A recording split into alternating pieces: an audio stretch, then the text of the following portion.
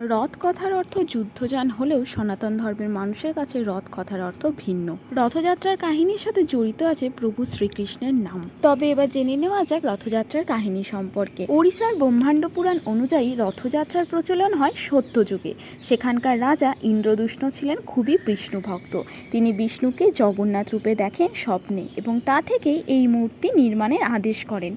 লোকমুখে শোনা যায় রাজা স্বপ্নাদেশ পান পুরীর সমুদ্রে ভেসে আসা কাঠখণ্ড থেকে মূর্তি নির্মাণ করার।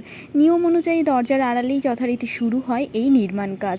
কিন্তু রাজা ও রানী ছিলেন এই বিষয়ে খুবই কৌতূহলী, তাই রানী দরজার আড়ালে প্রতিদিন কান পেতে এ আওয়াজ শুনতেন। কিভাবে মূর্তি নির্মাণ হচ্ছে তা নিয়ে তিনি কৌতূহল প্রকাশ করতেন। কিন্তু হঠাৎই একদিন আওয়াজ বন্ধ হয়ে যাওয়ায় তিনি রাজাকে জানান এবং রাজা ভিতরে প্রবেশ করেন।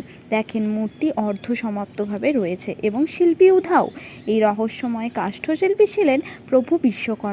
পরে সেটি জানা যায়। তখন থেকে এই অর্ধসমাপ্ত মূর্তিতেই পুজো হয় এবং পরে এই বিষয়ে রাজা অনুতাপ করতে থাকেন। এই রথযাত্রার ইতিহাস সম্পর্কে আরও অনেক নিখুঁত তথ্য আছে, তা হয়তো এই ভিডিওতে আমি কমপ্লিটলি বলতে পারলাম না। পরে চেষ্টা করব কোনো বড় ভিডিও বানিয়ে সমস্তটা শেয়ার করার।